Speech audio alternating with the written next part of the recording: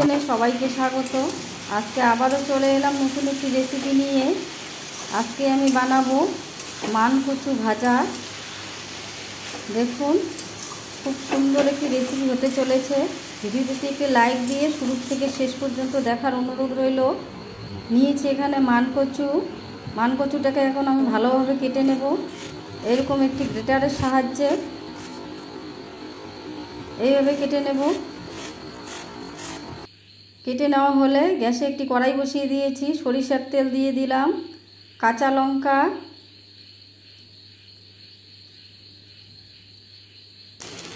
তারপর দিয়ে দেব কালো জিরে। কাঁচা লঙ্কা কালো জিরে ভালোভাবে ভাজা হলে তারপর দিয়ে দেব কেটে রাখা মান কচু।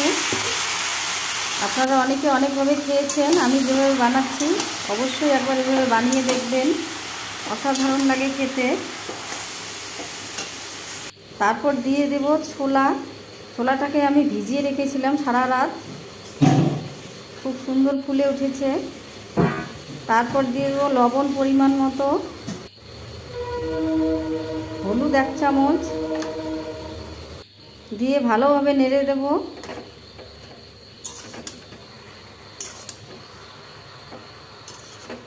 এইভাবে মান কচু বানালে খুব সুন্দর হয় খেতে।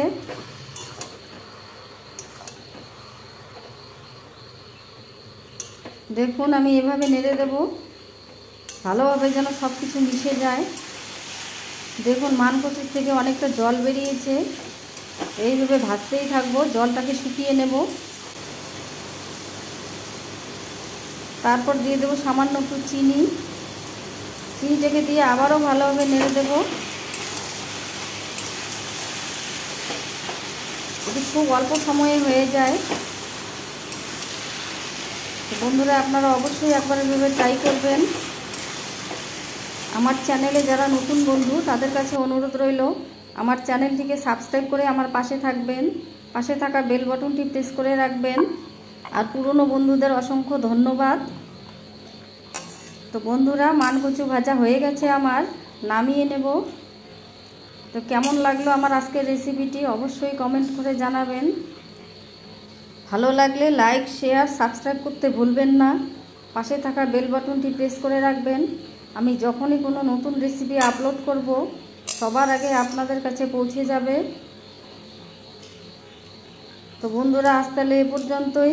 সবাই ভালো থাকবেন, সুস্থ থাকবেন। ভিডিওটি দেখার জন্য অসংখ্য ধন্যবাদ।